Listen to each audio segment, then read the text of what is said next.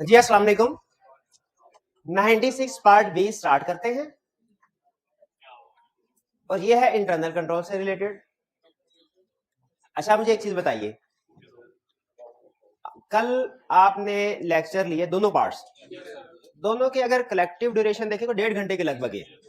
Overburden तो नहीं हुआ ये आपने मुझे बता, क्योंकि देखिए असल चीज है, मैं असल में ये ड्यूरेशन बढ़ाने का मकसद ये है कि हम केस स्टडी और क्वेश्चन की ज्यादा से ज्यादा प्रैक्टिस, जिस कंसेप्ट का पास्ट पेपर या केस स्टडी प्रैक्टिस नहीं किया ना, कम से कम मेरी तसल्ली नहीं होती कि वो आपको आ गया, ठीक है, आपकी भी नहीं होती होगी, जज़ाकल्लाह मेरे भाई।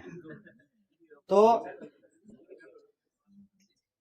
वरना अगर ये एक्स्ट्रा टाइम ड्यूरेशन ना बढ़ाई जाए, केस स्टडी की प्रैक्टिस को कम कर दिया जाए ना, फिर भी खत्म हो सकता था, लेकिन मैं चाहता था केस स्टडी की प्रैक्टिस हम ज्यादा से ज्यादा करें, तो इसलिए। लेकिन अभी आपने मुझे बताना है कि आप हैंडल कर लेते हैं इसको।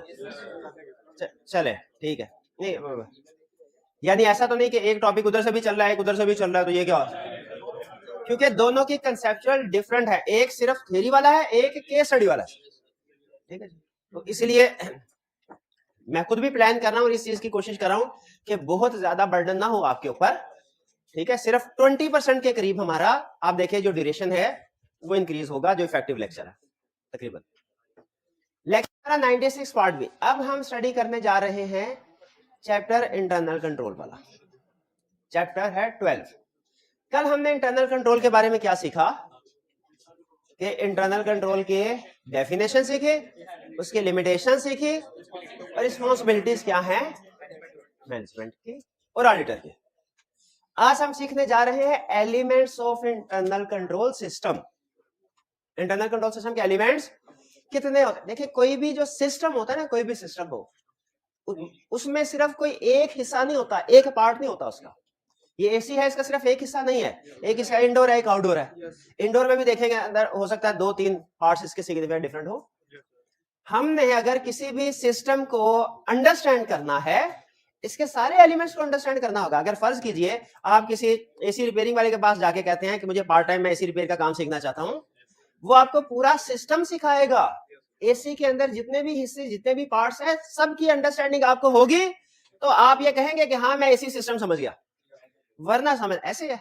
दूसरी एग्जांपल, आपने कहा मैं किसी कॉलेज का एजुकेशन सिस्टम अंडरस्टैंड करना चाहता हूं, अच्छा है कि नहीं, अच्छा हुआ तो एडमिशन लूंगा, नहीं अच्छा हुआ तो एडमिशन नहीं लूंगा। इसमें क्या आप सिर्फ टीचर को और क्लास का जो एनवायरनमेंट है उसको कंसीडर करेंगे, यानी लेक्चर, क्वालिटी ऑफ लेक्चर, या एजुकेशन सिस्टम को अंडरस्टैंड करने के लिए जो क्वालिटी ऑफ लेक्चर है क्लासरूम में, ये मोस्ट इंपोर्टेंट है। एग्रीड, मैं भी एग्रीड, लेकिन क्या इसके अलावा भी कुछ एलिमेंट्स कंसीडर करेंगे? बिल्कुल करेंगे। जैसे लाइब्रेरी क्या है, वाईफाई क्या है, ठीक है, कैफेटेरिया, पार्किंग, और जनरल बिहेवियर मैनेजमेंट का ओवरऑल, ठीक है, जनरल बिहेवियर मैनेजमेंट का, ये सारी चीजें कंसीडर करेंगे ना। फिर उसके बाद आप डिसाइड करेंगे कि ये एजुकेशन सिस्टम कैसा है।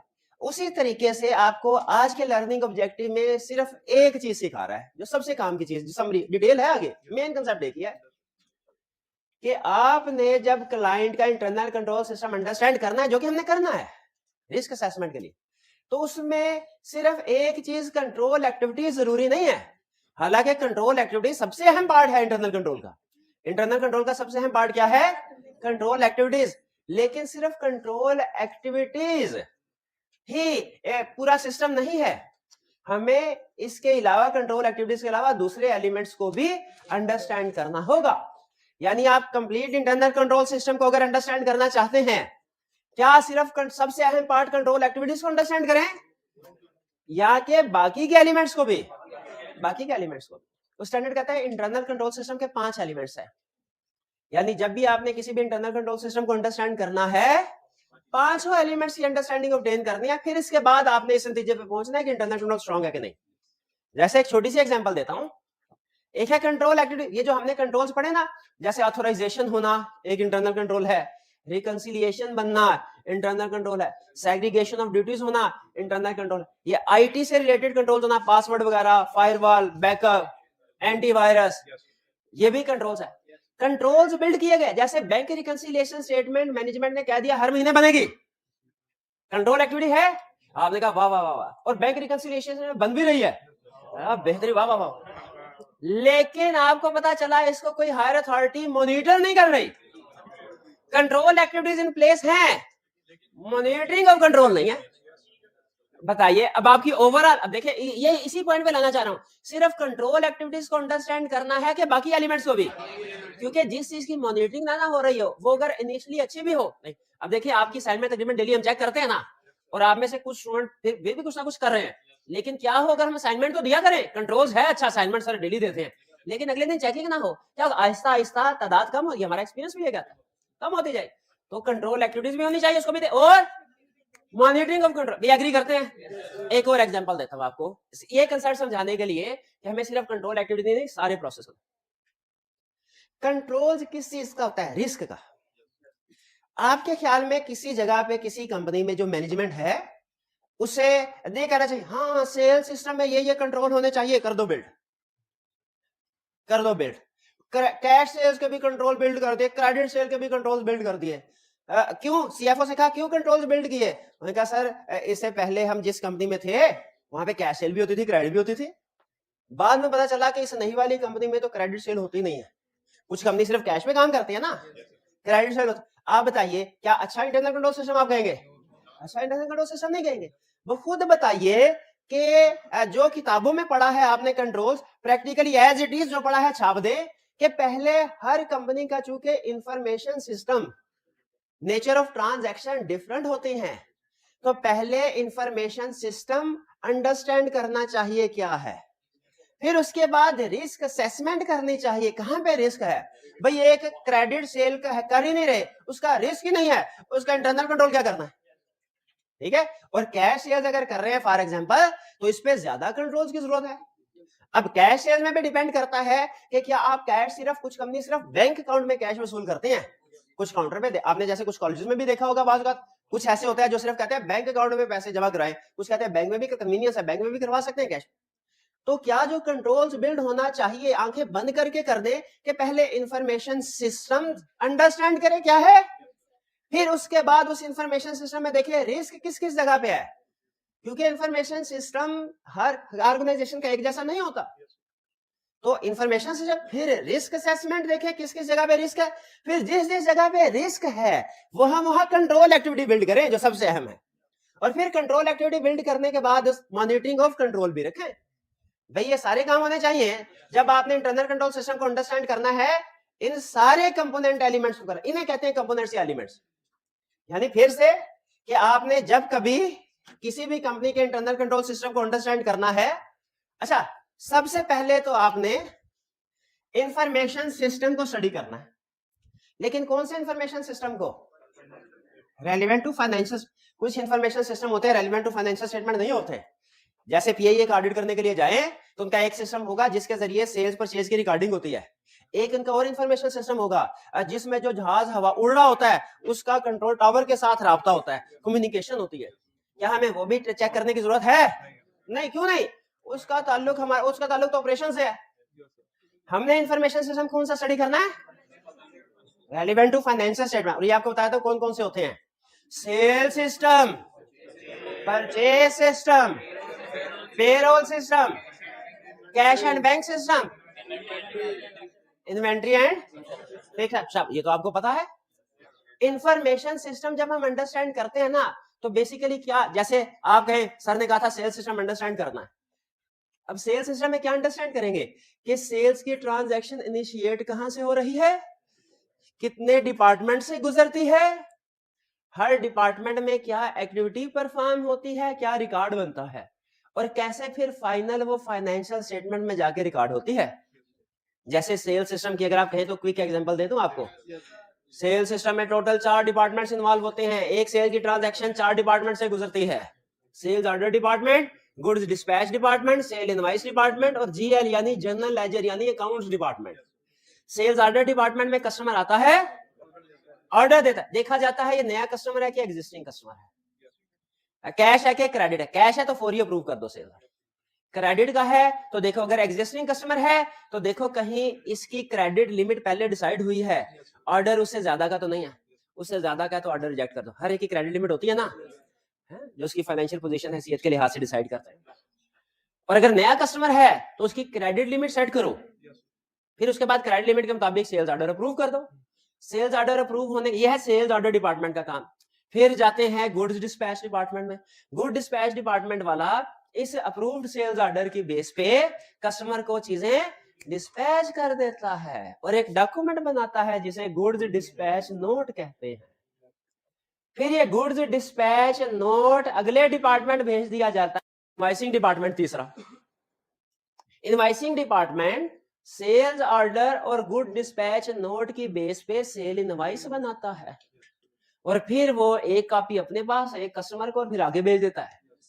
आगे डिपार्टमेंट कौन सा बैठा हुआ था? जीएल या अकाउंट्स। वो सेल इनवॉइस की एंट्री पास करता है, डेटर्स, डेबिट। ये चार डिपार्टमेंट, हमारी जो जुबान है ना, हम अकाउंटेंट या ऑडिटर्स, ये सिर्फ अकाउंट्स डिपार्टमेंट वाला समझता है। डेबिट क्रेडिट का कंसेप्ट सिर्फ अकाउंट्स डिपार्टमेंट वाले को पता होता है। ये ऑर्डर डिपार्टमेंट वाले के प्रैक्टिस में हम क्या करते हैं, ज्यूम करते थे कंपनी में जाके हर एक को डेबिट क्रेडिट पता होगा। तो परचेज ऑर्डर वाले को कहते थे, सर आप ये जो डॉक्यूमेंट बनाते हैं इसकी एंट्री क्या पास करते हो? कहते हैं एंट्री क्या होती है? डेबिट क्रेडिट वो क्या होता है? वो सिर्फ अकाउंट्स डिपार्टमेंट वाले को पता होता है और होना भी उसी को चाहिए है? तो ये है इंफॉर्मेशन सिस्टम किसका? सेल्स का। तो पहले हमने अंडरस्टैंड करना है क्लाइंट का इंफॉर्मेशन सिस्टम। इंफॉर्मेशन सिस्टम से क्या मुराद है? ट्रांजैक्शन इनिशिएट कहां से हुई, प्रोसेस कितने डिपार्टमेंट से हुई, हर डिपार्टमेंट में क्या एक्टिविटी और क्या डॉक्यूमेंट था, और फिर रिकॉर्ड कैसे। चलिए इंफॉर्मेशन सिस्टम समझ आ गया। और इंफॉर्मेशन सिस्टम में 5 कुछ को हमने इकट्ठा कर दिया, जैसे कैश और बैंक को इकट्ठा कर दिया, इन्वेंटरी फिक्सेशन को इकट्ठा कर दिया। और यही हमारे सिलेबस का, इस चैप्टर का सबसे बड़ा हिस्सा होगा कि हमने इन सिस्टम को डिटेल में डिस्कस करना है। लेकिन है ये इंटरेस्टिंग। इंफॉर्मेशन सिस्टम अंडरस्टैंड कर लिया तो आपको उसमें हो सकता है कुछ रिस्क सामने नजर आए कि सर ये जो नया कस्टमर है इसकी क्रेडिट लिमिट तो सेट होती ही नहीं, और अगर सेट होती है क्रेडिट लिमिट तो चेक होती ही नहीं, और अगर चेक होती है तो फिर ओवरड्यू हो जाता है, कलेक्शन ही नहीं करते, या सेल्स ऑर्डर एक्सेप्ट करने से पहले इन्वेंट्री बैलेंस चेक ही नहीं करते। इन्वेंट्री खत्म हुई होती है, सेल्स ऑर्डर एक्सेप्ट कर लेते हैं, क्लाइंट आगे फिर भाई ये प्रॉब्लम आ सकती है कि नहीं? भाई परचेज सिस्टम है तो मिनिमम ऑर्डर और मैक्सिमम लेवल बिल्ड ही नहीं किए। कभी इन्वेंट्री मिनिमम ऑर्डर से भी कम हो जाती है, कभी मैक्सिमम से भी ज्यादा। भाई परचेज सिस्टम है, हमने इंफॉर्मेशन सिस्टम अंडरस्टैंड किया, उसमें रिस्क सामने आया। क्या रिस्क सामने आया कि जरूरत पड़ने पे जिससे मर्जी चीज बाय कर लेते हैं। प्री क्वालिफाइड सप्लायर की लिस्ट नहीं बनाई हुई, अच्छे सप्लायर की लिस्ट। भाई रिस्क है कि नहीं? ये रिस्क कैसे पता चलेंगे? इंफॉर्मेशन सिस्टम को अंडरस्टैंड करने से। ठीक है, और लिस्ट बनाई भी है, 4 साल पुरानी लिस्ट है, हर साल अपडेट होनी चाहिए।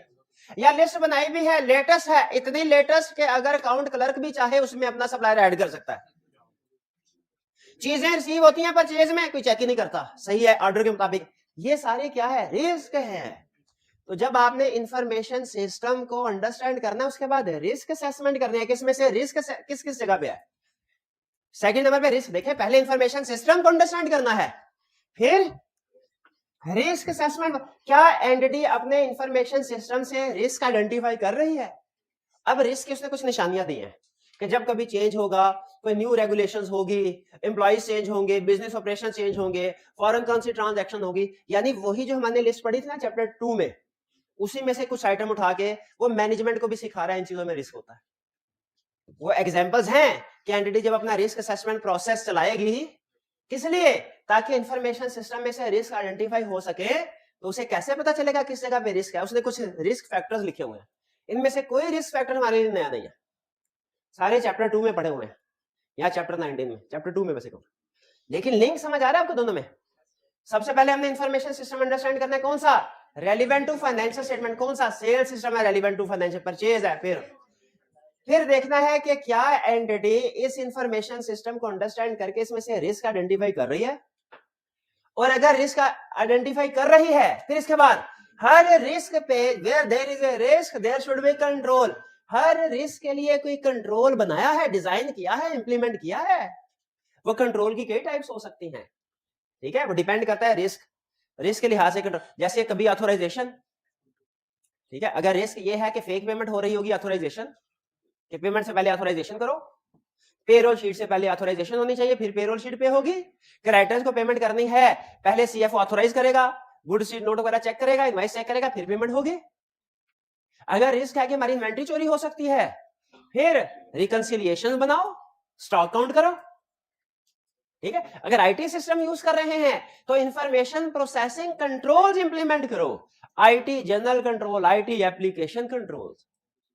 आईटी सिस्टम में भी रिस्क होते हैं ना, यानी रिस्क आइडेंटिफाई करो और फिर जहां जहां रिस्क आए वहां वहां कंट्रोल्स बिल्ड करो। और फिर कंट्रोल्स बिल्ड कर लेना काफी नहीं है, क्या करो, monitoring of control. Control activity में और मॉनिटरिंग ऑफ कंट्रोल में फर्क है। इसको एक एग्जांपल से आपने जहन में रखना है, वैसे तो एग्जांपल कई दी जा सकती है, एक example bank reconciliation statement prepare करना कंट्रोल एक्टिविटी है, और ये देखना कि बैंक रिकंसिलिएशन स्टेटमेंट प्रिपेयर हो रही है कि नहीं, ये मॉनिटरिंग ऑफ कंट्रोल है। दोनों ही होने चाहिए चीजें। और मॉनिटरिंग ऑफ कंट्रोल गैस कीजिए ये कौन करता है, दो साबिक वरना किसी हद तक ठीक, partially correct, specifically internal auditors. Internal auditors. भाई कुछ कुछ बात समझ आई, ये लिंक समझ आया कि नहीं, एलिमेंट। अच्छा एक एलिमेंट रह गया, वो है जनरल नेचर का एलिमेंट, वो क्या, कंट्रोल एनवायरनमेंट। ये सारे इंटर रिलेटेड है, एग्री करते हैं। Information system relevant to financial statement, इस इंफॉर्मेशन सिस्टम में रिस्क आइडेंटिफाई होंगे, उन रिस्क पे कंट्रोल एक्टिविटीज बिल्ड की जाएंगी, इन कंट्रोल एक्टिविटी मॉनिटरिंग होगी।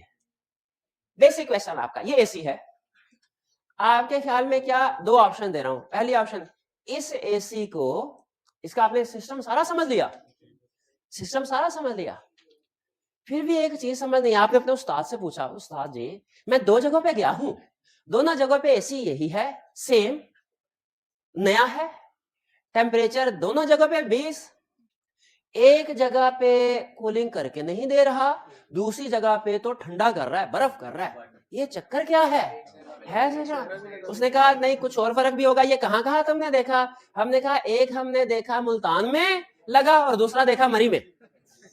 अब बताइए क्या इन्वायरमेंट इंटरनल कंट्रोल सिस्टम को इफेक्ट करता है, यस इफेक्ट करता है, और यही बता रहा है, कह रहा है कुछ चीजें होती है एक्सटर्नल, वो उस कंट्रोल सिस्टम का डायरेक्टली पार्ट नहीं है लेकिन इनडायरेक्टली इफेक्ट करते हैं, इसको हम कहते हैं कंट्रोल एनवायरनमेंट।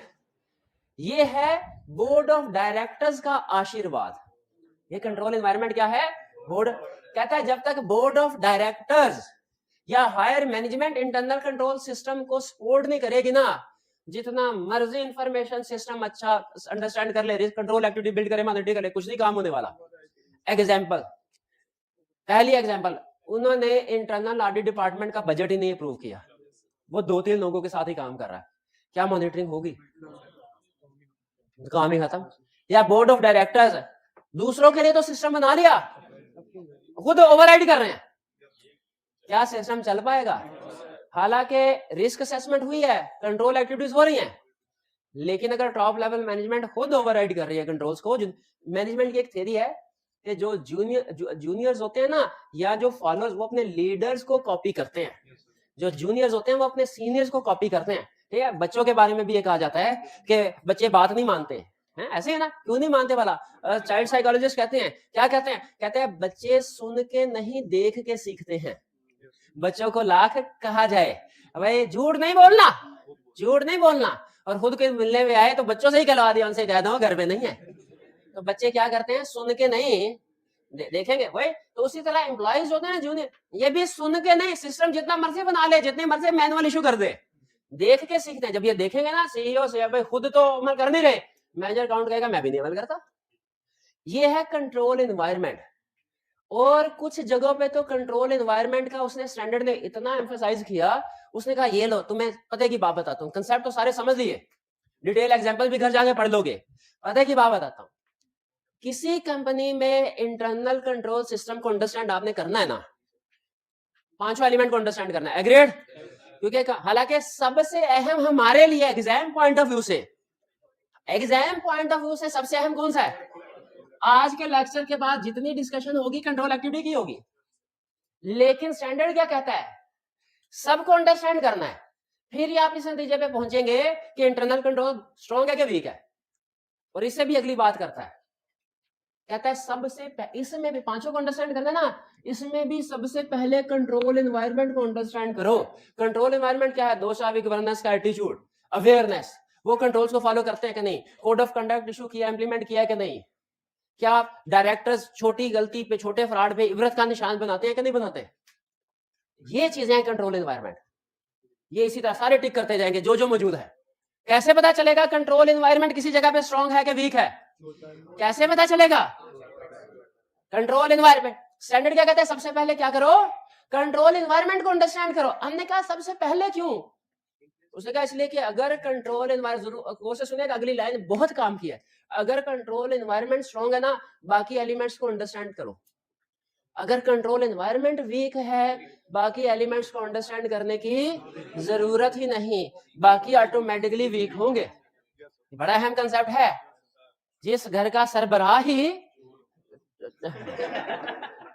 तो अगली बात आप समझ गए, तो वो ये कहता है, तो इस कंट्रोल एनवायरनमेंट सबसे पहले अंडरस्टैंड करना है हमने। एग्री करते हैं हम इस बात? ये अच्छी बात बताई उसने आपको स्टैंडर्ड ने, क्या बताया? सबसे पहले कंट्रोल एनवायरनमेंट दे, कंट्रोल एनवायरनमेंट स्ट्रांग है, लेकिन कहता है if control environment is weak, control activities are also likely to be weak. तो छोड़ दो कंट्रोल एक्टिविटीज को, कंट्रोल एक्टिविटीज को अंडरस्टैंड करने की जरूरत नहीं है। ठीक है भाई, जिस मुल्क में छोटे छोटे लोगों को के लिए तो कानून हो और बड़ों के लिए कानून, कोई कानून क्या, कागज का टुकड़ा, आइन क्या है, कागज का टुकड़ा।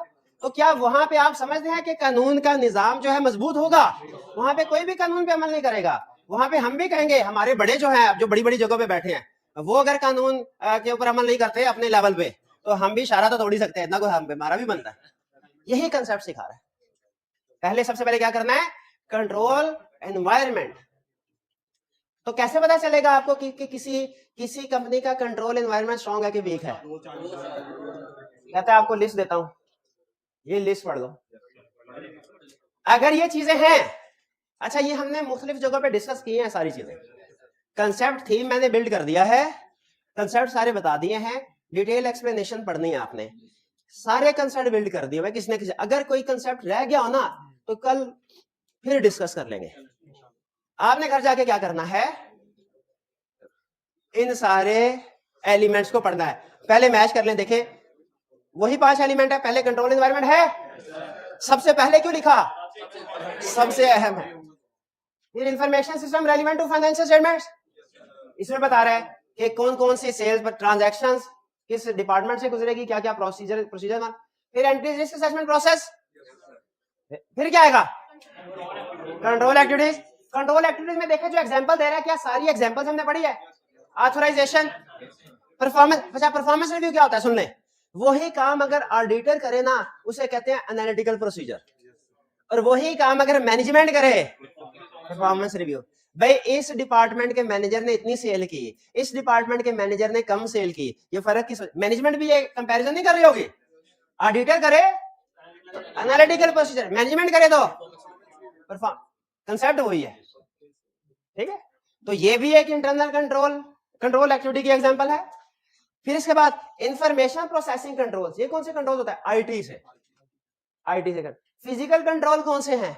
स्टॉक काउंट करना, segregation of duties. Segregation of duties क्या है? एक काम के लिए एक से ज्यादा, सेग्रीगेशन का कंसेप्ट पढ़ा ना। तो ये है हमारे कंट्रोल एक्टिविटीज। ठीक है, फिर सेग्रीगेशन ड्यूटी की एग्जांपल भी दे रहा है कि परचेज की एक ट्रांजैक्शन में सेग्रीगेशन ड्यूटीज कितनी होनी चाहिए। परचेज करने वाला बंदा अलग, ऑर्डर देने वाला बंदा अलग, चीजें वसूल करने वाला बंदा अलग, चीजें स्टोर करने वाला बंदा अलग, पेमेंट करने वाला बंदा अलग, रिकॉर्ड करने वाला बंदा अलग, ऑथोराइज करने वाला बंदा अलग, लोड करने वाला बंदा अलग, अनलोड करने वाला बंदा अलग, ट्रक चलाने वाला। भाई एग्जाम में पूछा है ना, जितनी मर्जी सेग्रीगेशन कर दे, लेकिन टायर बताने वाला अलग, डेबिट वाला अलग नहीं, इतनी सेग्रीगेशन डिटेल्स आ गए। डेबिट क्रेडिट एक ही बंदे को दे रहे। मॉनिटरिंग ऑफ कंट्रोल, इसमें आपके लिए दो चीजें, रीड सारा कुछ कर लेना है, याद करने की जरूरत नहीं है। सिर्फ दो चीजें अगर हो सके तो याद कर लें। एक कंट्रोल एक्टिविटीज की हेडिंग 5 हेडिंग है, ये याद कर ले, ये ऑथोराइजेशन प्रोसेस। और दूसरा कंट्रोल इन्वायरमेंट के ये फैक्टर्स, क्योंकि आईकैप ने एक दफा केस स्टडी में ये पूछा कि ये फैक्टर्स हैं, बोर्ड ऑफ डायरेक्टर्स कभी आते हैं कभी नहीं आते, ठीक है, इस तरह के कुछ और बताइए कंट्रोल इन्वायरमेंट स्ट्रांग है कि वीक है? तो इस तरह की सिचुएशन में हमने कहा था वीक है। और फिर कह रहा है बताओ पार्ट बी में कंट्रोल एक्टिविटीज कौन कौन सी परफॉर्म करोगे? स्टूडेंट ने बता दिया कोई 5, उसने कहा नहीं करेंगे। If control environment is weak, control activities are also likely to be weak. Clear है? तो आज हमने इंटरनल कंट्रोल वाले, आज हमने डॉक्यूमेंटेशन वाले टॉपिक में क्या पढ़ा? Changes after audit report. और कंट्रोल वाले चैप्टर में क्या पढ़ा? अच्छा, कंट्रोल्स का कल का लेक्चर इस पूरे चैप्टर में सबसे अहम। कल अगर आपको समझ आ गया ना कल का लेक्चर कंट्रोल का, पूरा चैप्टर उसी लाइन पे है, उसी पैटर्न पे है। अगर आप देखें, अच्छा देखे, किताब खोल के देखे जरा भाई के कहने पे एक दफा, सेल सिस्टम का लर्निंग ऑब्जेक्टिव देखे, परचेज सिस्टम का देखे, फिर आपको सारे एक जैसे ही नजर आएंगे। टेरिफाइंग है, देखे बंदा डर, ये सारा कुछ करना है। यकीन कीजिए ये हाथी के दांत खाने के और दिखाने के, ये सारी चीजें हरगिज नहीं याद करनी। आप समझ रहे हैं ये सारे सिस्टम याद करने हैं? आप सेल्स सिस्टम देख के परचेज से परेशान क्यों हो गए हैं? आप पेरोल सिस्टम देख के परेशान क्यों हो गए हैं? आप ये समझ रहे हैं याद करने हैं सारे? नहीं याद करने सारे, तो भाई की क्या जरूरत फिर? एक काम करना है, कल आ जाना, कल टाइम बैठ, और ये माइंड बना के आना है कि आज हम पूरे चैप्टर 12 का मगज सीखने आए हैं। मगज से बाद में रेपिटेशन ही होगी 3-4 लेक्चर में। आज का लेक्चर यहाँ खत्म करते हैं। अल्लाह हाफिज। टोकन नहीं